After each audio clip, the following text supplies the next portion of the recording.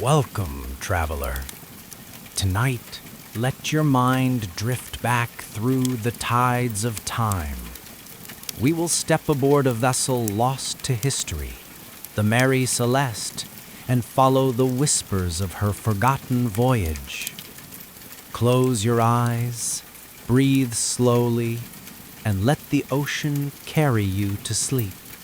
I remember the day we left New York as if the wind itself etched it into my bones. The morning of November 5th, 1872 was sharp and cold. The kind of cold that bites at the fingertips, even through worn wool gloves. The docks were alive with clamor. Dock hands shouting, ropes creaking under strain. The hollow thud of cargo barrels rolled along the planks. Amid all that movement stood our vessel, the Mary Celeste, her hull gleaming like wet obsidian in the pale light. I had signed on just a week before, lured by whispers of a swift Atlantic crossing and good pay. She was an American brigantine, built for trade and speed, two-masted with white sails folded like sleeping wings. There was something proud in her stance, something almost human in the way she seemed to lean slightly forward as if eager for the journey. I remember thinking she looked hungry. Captain Benjamin Briggs was already aboard when I arrived, standing near the quarterdeck with his arms crossed, a figure cut from marble, tall, spare, with a trimmed beard and calm eyes that seemed to look through rather than at you.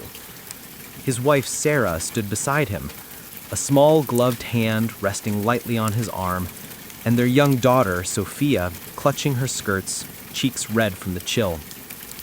The sight of them, a captain bringing his family to sea, was uncommon, almost unsettling.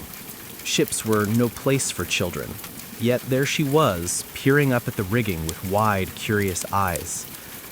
One by one, the crew gathered. First, mate Albert Richardson, sturdy and taciturn, with a habit of chewing on a sliver of wood.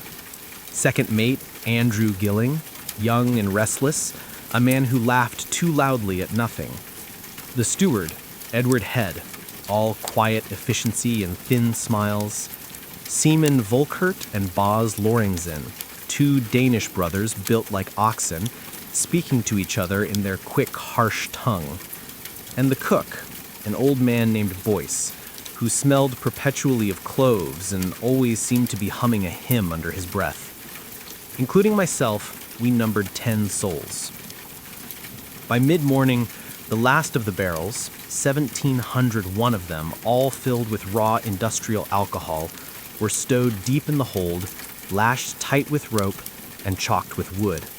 The air below decks already carried the sharp tang of it, a ghost of vapor that stung the eyes. Briggs walked the deck slowly, silently, as though committing every line and knot to memory. Then he gave the order to cast off. As the dock hands released the mooring lines, a hush seemed to fall across the Mary Celeste. The bustle of the harbor faded behind us, swallowed by the gray Atlantic stretching endlessly eastward. The wind caught our sails like a held breath finally exhaled, and we surged forward into the slate-colored swells. I remember turning back once, seeing the skyline of New York shrink to a smear of shadow, and wondering if I would ever see it again. The first days at sea passed quietly, a rhythm settling in like the heartbeat of the ship itself. The timbers creaked in familiar cadences, the sails cracked and billowed, and the gulls circled us for leagues before peeling away toward the distant shore. Sophia darted about like a gull herself, her laughter carried thinly on the wind as she explored the decks under her mother's watchful eye.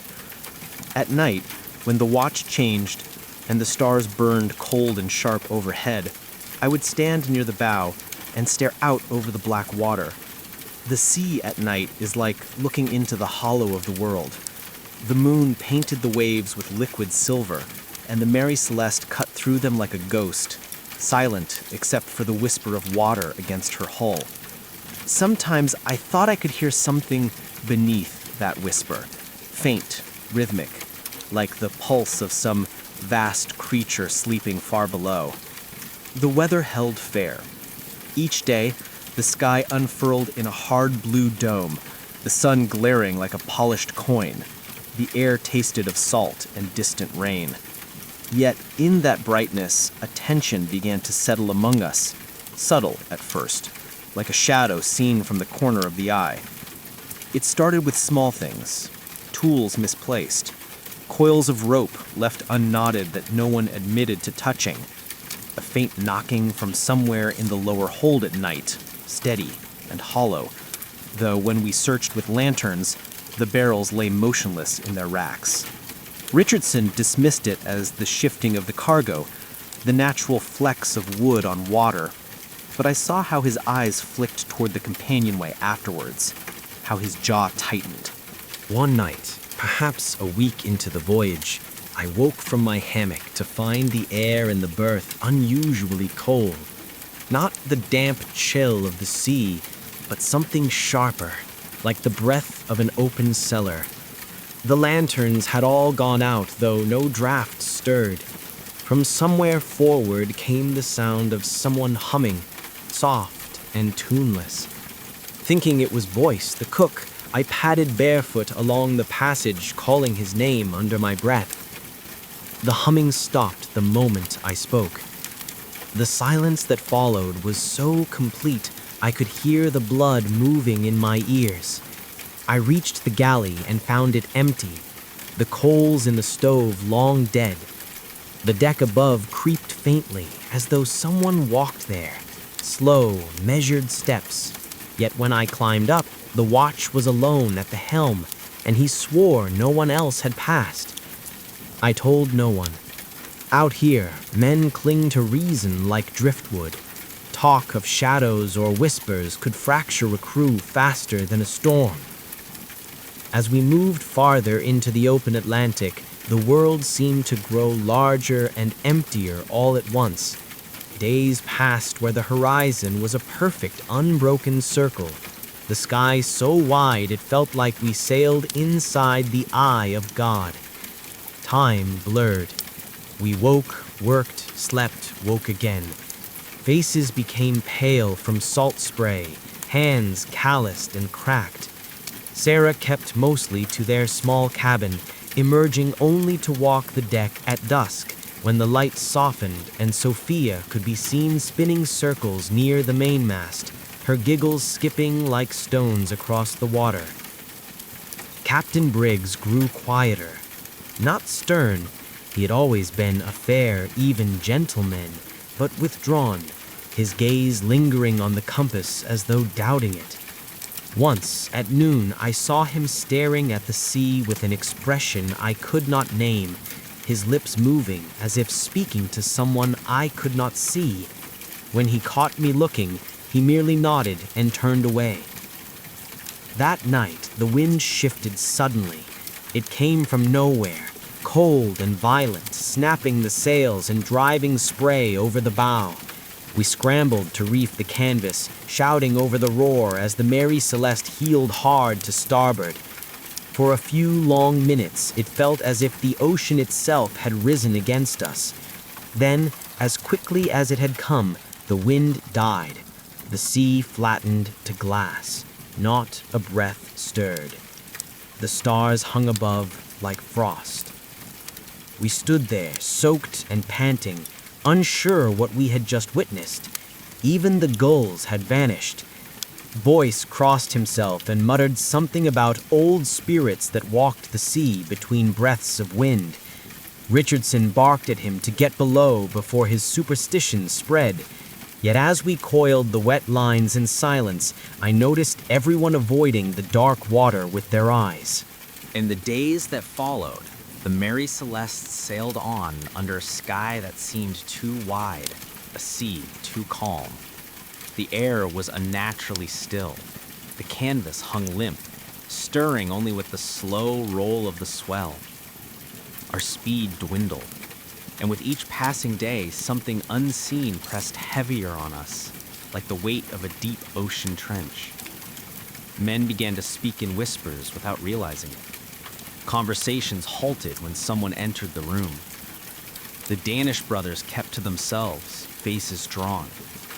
Even Andrew Gilling, usually a fountain of nervous chatter, sat silent for hours, staring at his hands. At night, I dreamed of water, endless black water and shapes moving just out of sight beneath it. Once, I dreamt I was walking the deck at dawn and every sail was gone, cut clean from the lines, the sky a lid of iron pressing down.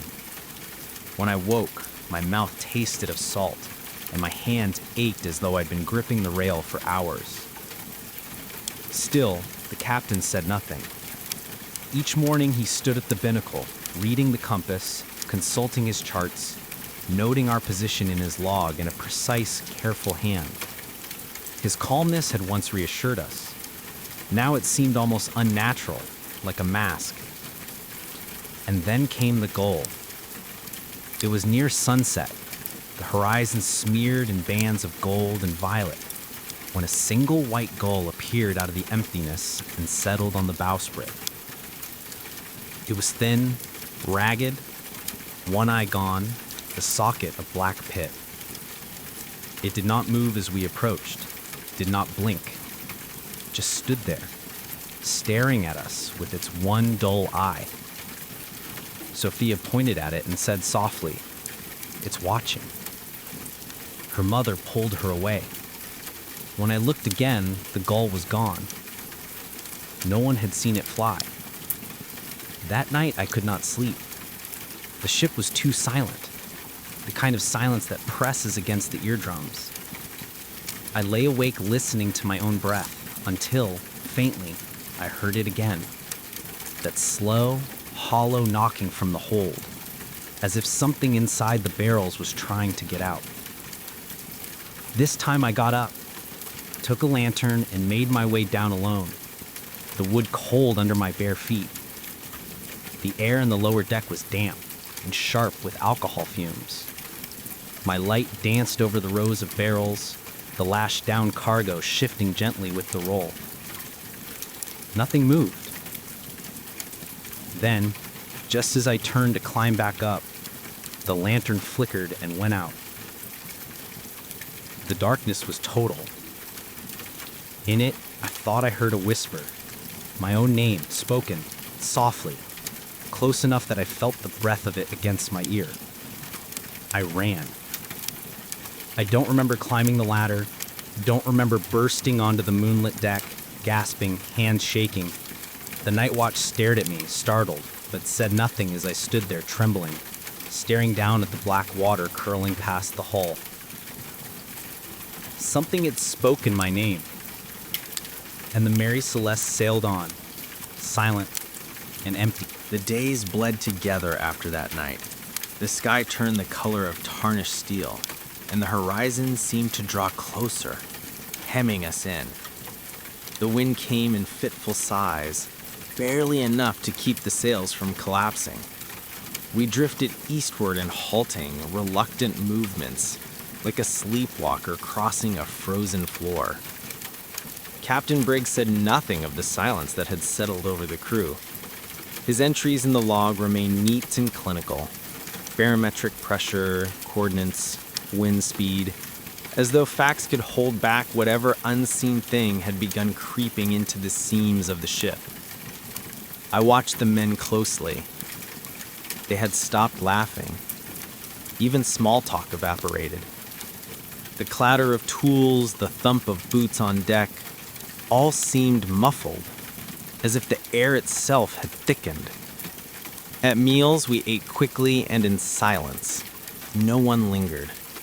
Even Boyce had stopped humming.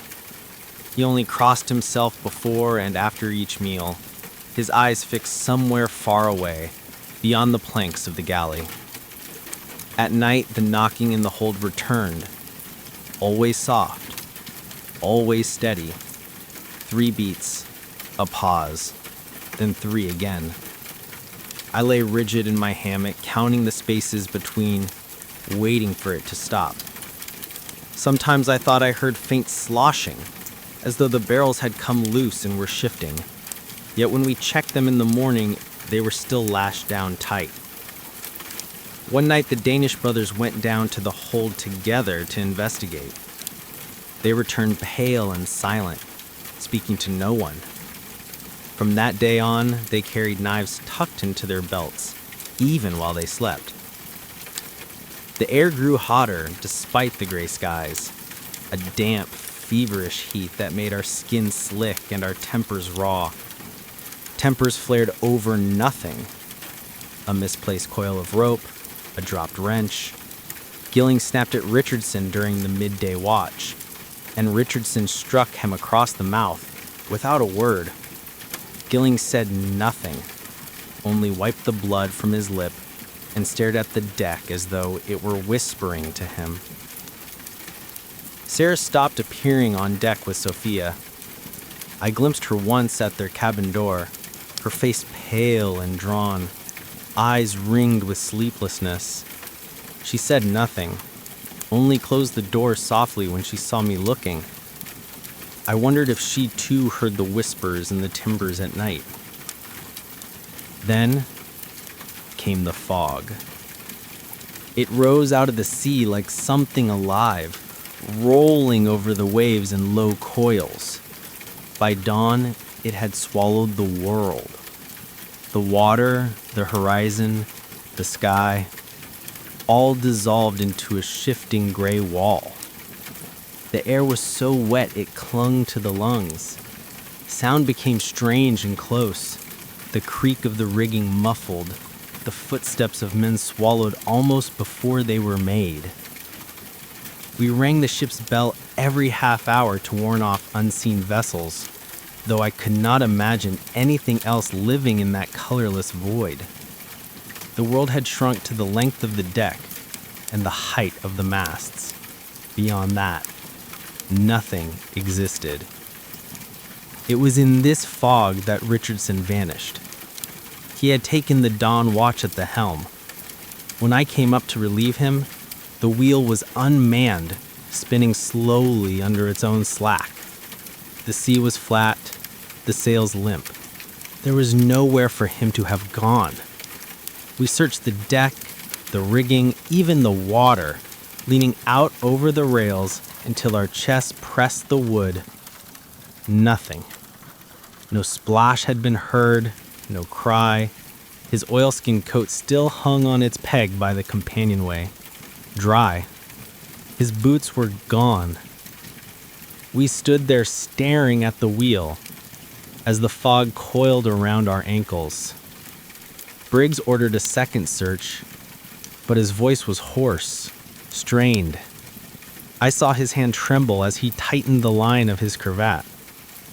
When we finally gathered back on deck, empty-handed, Boyce whispered, "He was taken." No one asked by what. After Richardson's disappearance, something inside the ship seemed to change. The timbers groaned more often, not with the usual living creak of a vessel at sea, but something deeper, a low resonant strain like a sigh pressed through the bones of the hull. The compass began to wander, not wildly, just a slow, lazy drift, the needle shivering as though uncertain where north lay. Briggs tapped the glass again and again, his jaw tight. Once he slammed his fist on the binnacle and hissed something under his breath that sounded like a prayer or a curse. We were lost, though no one dared say it. The fog made the sun a pale blur and blotted out the stars. Days passed without sight of sky or sea. It was like sailing through the inside of a coffin. Gilling began to unravel next. I found him below decks one night, crouched near the barrels in the hold, muttering. His eyes were wide and glassy, and he was running his fingertips along the staves of the barrels as though listening for a heartbeat. "They're breathing," he whispered when he saw me. His lips cracked as he grinned. "The barrels, can't you hear it?" I dragged him back to his hammock, where he lay shivering and giggling to himself. By morning, he was silent again, but his gaze never seemed to focus on any one thing for long. 2 nights later, he was gone. No one had seen him go. There was no splash in the water, no cry. His hammock was empty, his boots missing. Briggs did not order a search this time. He only stood at the rail, staring into the fog, as though he could see something moving just beyond it. We were 7 now. The Danish brothers, Volkert and Boz, became restless, whispering in their language, eyes darting. I caught them once near the stern, unfastening the emergency launch, and shouted. They froze like children caught stealing bread. Briggs appeared instantly, his calm veneer cracking for the first time. He struck Volkert across the face and ordered them both below. They obeyed, but I saw the hate burning in their eyes. That night, I dreamed they cut the ropes and rode away into the fog, their faces pale discs vanishing into the gray. When I woke, they were still aboard, but they would not meet my eyes. The fog finally broke one dawn, shredded away by a cold wind. The sun rose blood red over a slick black sea. The relief we expected never came. The horizon was empty, utterly empty. Not a sail, not a gull, not even the thin white scars of distant wakes. The world felt scraped clean. The wind pushed us hard eastward. Waves hissed under the bow, but the relief that motion should have brought only sharpened our fear. Because the ocean did not smell like the ocean. It smelled dead. There was no salt, no living tang of weeds or fish, only a flat metallic taste in the air, like old coins held on the tongue. Even the water that sprayed over the rails felt warm, viscous, like thin oil. I saw Briggs dip his fingers into the sea and then wipe them silently on his coat, saying nothing. The Danish brothers made their move the next night. I woke to the sound of the launch being dragged toward the rails. The moon was thin, the deck silver. Volkert and Voz were already lowering it into the water, their faces pale masks.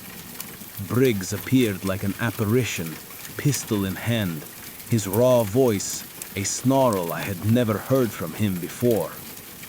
They froze. Volkert hissed something in Danish, and Boz lunged. Briggs fired once. The shot cracked like lightning. Boz stumbled backward, clutching his shoulder, and crumpled. For a long moment, no one moved. The only sound was the sea licking the hull.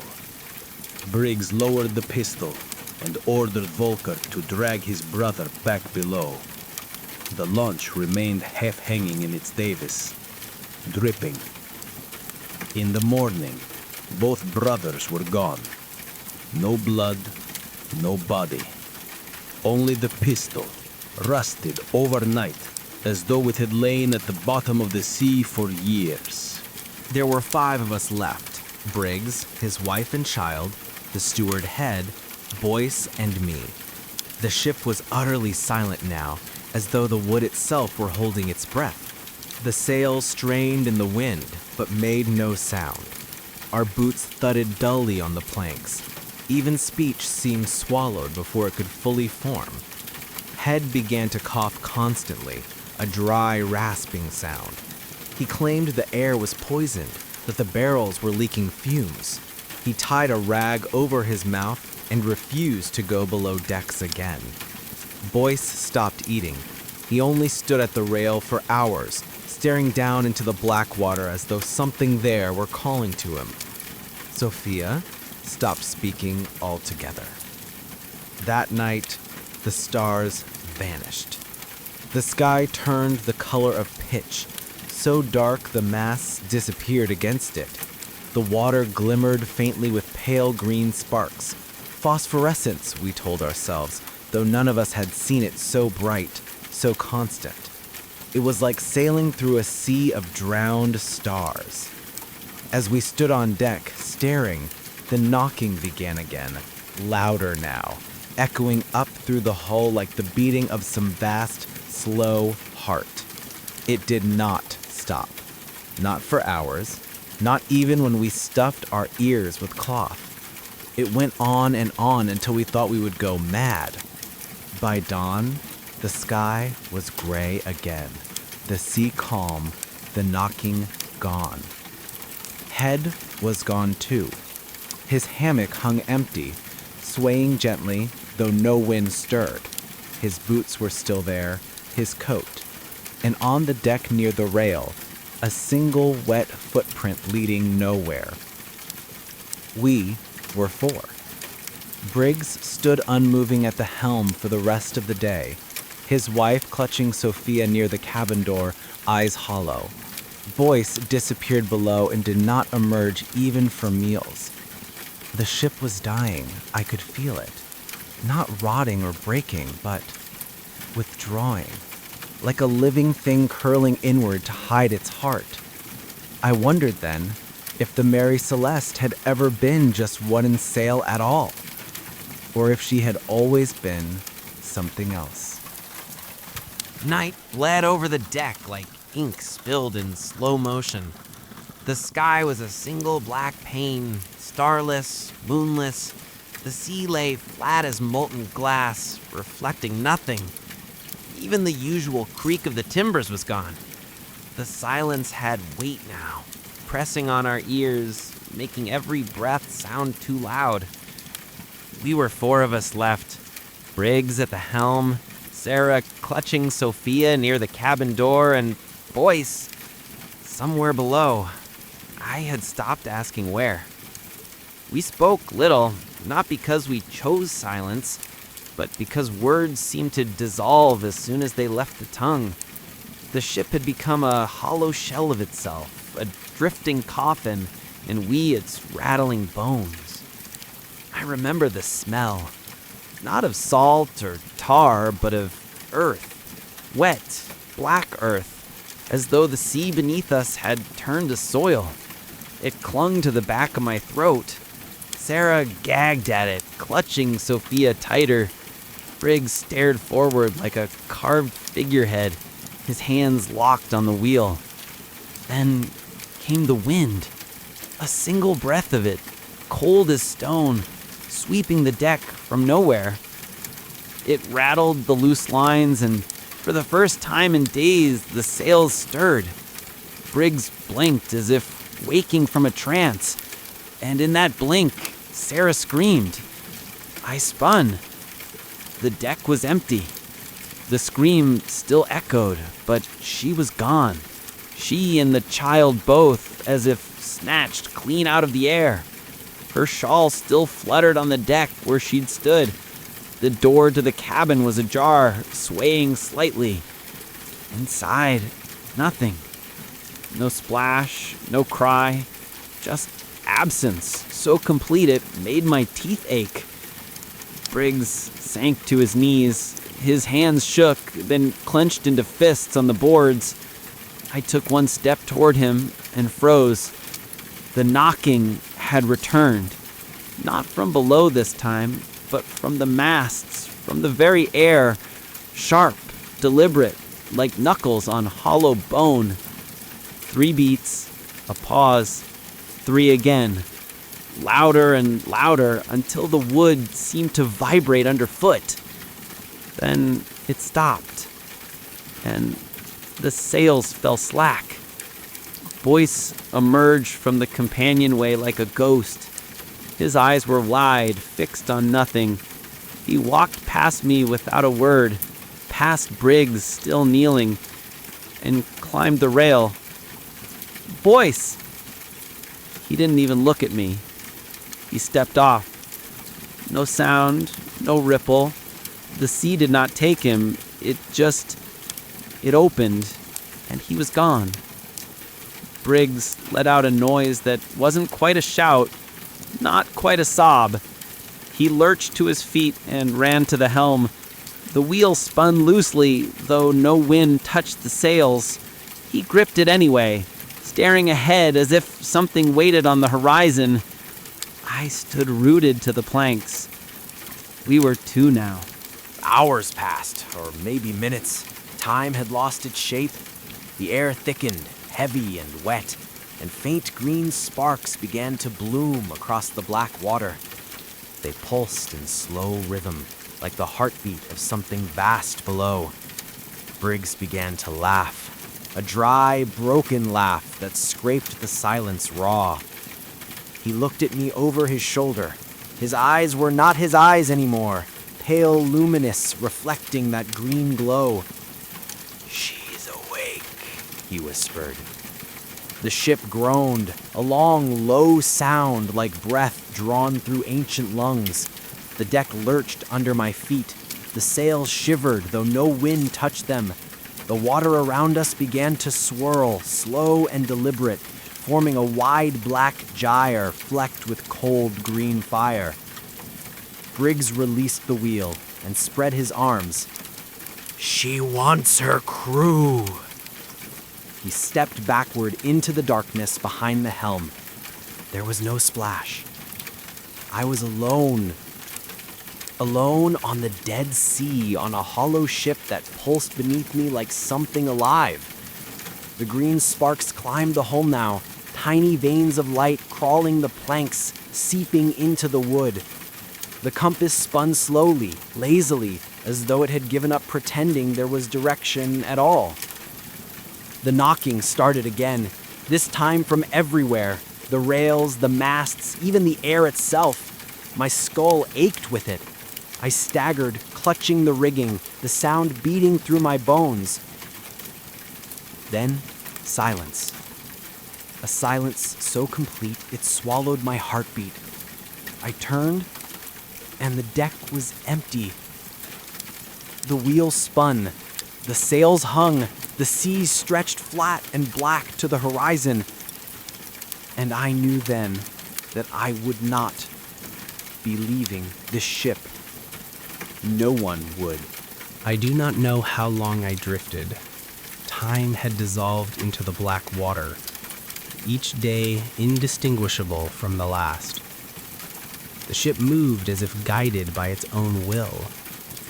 I stayed in the shadows of the deck, avoiding the places where the whispers had once spoken, avoiding the rail where green light licked the boards. Each night, I prayed it would end. Each morning, I prayed it would not. Then, one morning, or what I thought was morning, the fog lifted. The sun, pale and hesitant, revealed a world I had not seen in what felt like lifetimes.